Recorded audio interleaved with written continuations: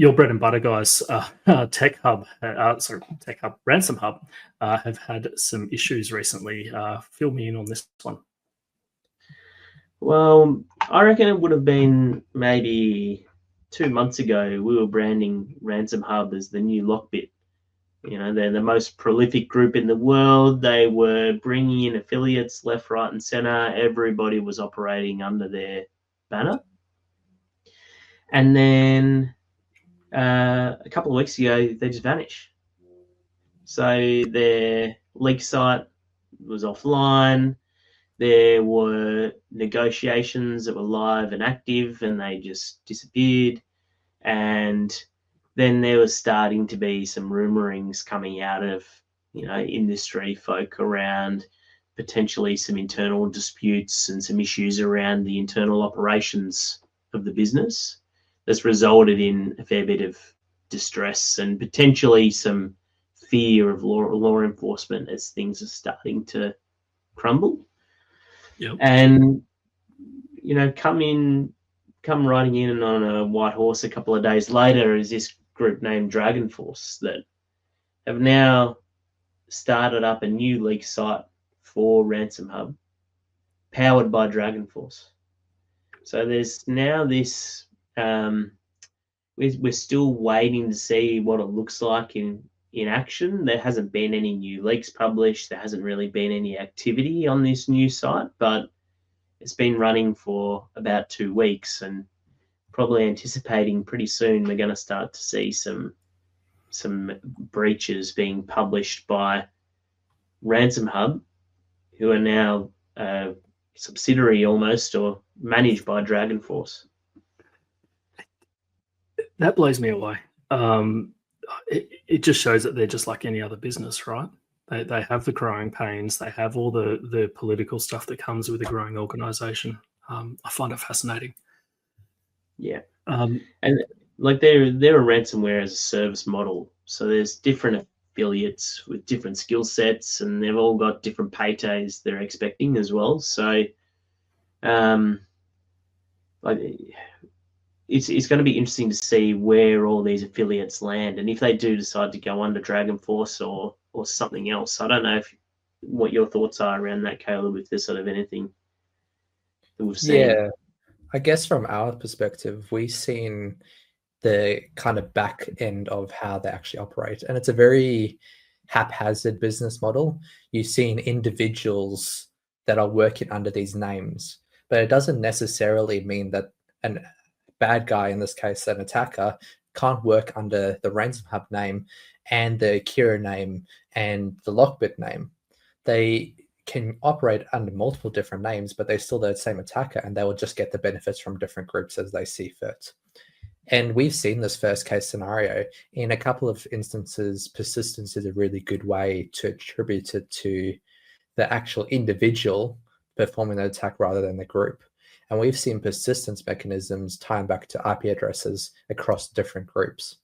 Whether that's just them sharing infrastructure, I'd say highly unlikely. It's more than likely an individual that's working across multiple groups. But very interesting. That's interesting. So I see that as almost a model where, say we're running a phishing campaign for a client and it fails in one service, and then we can go to another service to run a phishing campaign. So it's starting to really bring ransomware as a service into view, is what I'm hearing there.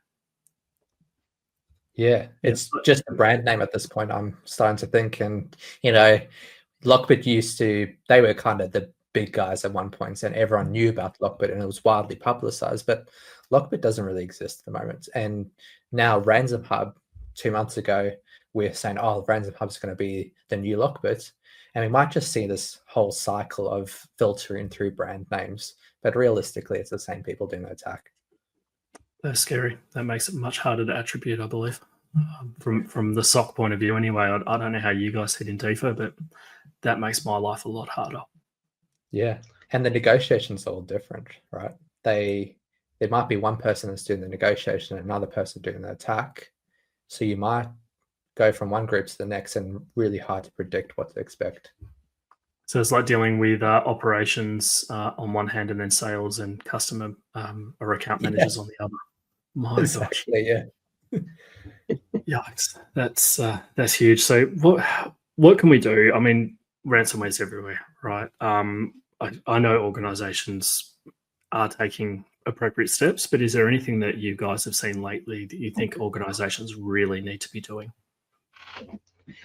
Look, the obvious one still is just don't be the lowest hanging fruit. Just get the basics right. I think the more this plays out, the more this really highlights that ransomware isn't a virus. Ransomware is a business, and encryption is the output of the process that they follow to extort you. You know, trying to really express the sophistication of this business to people is probably the biggest challenge that we face. Yeah, I mean, you've hit the nail on the head there. I mean, everyone asks us, what are your deliverables? What can you do for me? Now, if I'm a threat actor and I'm going to go and use a service to ransomware people, I want to know, okay, how are you going to get me in? Number one, that's your initial access brokers.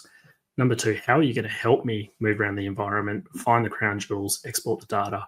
Number two, how are you going to help me actually get paid?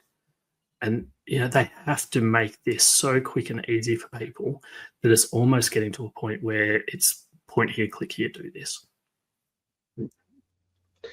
Yeah, absolutely. And as sanctions are increasing, the likelihood of organizations receiving these affiliates receiving a payment sort of becomes a risk.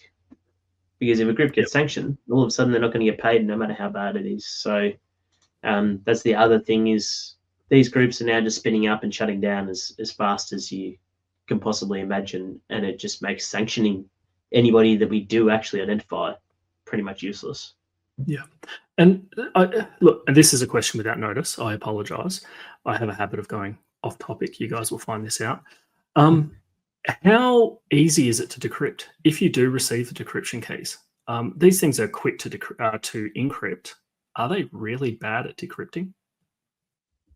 It all varies by the group and by the encryption means. Sometimes some groups are great, and then you get the complete opposite side of the things where some of those files you cannot decrypt, and they might be your really important files and you can never get them back. Yeah.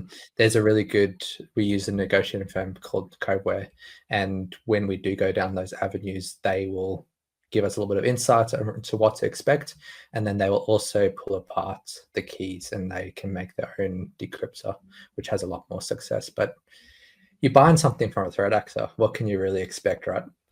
Yeah, exactly. And that's sort of what I was trying to get to, right? Like what Craig said about is don't be the lowest hanging fruit.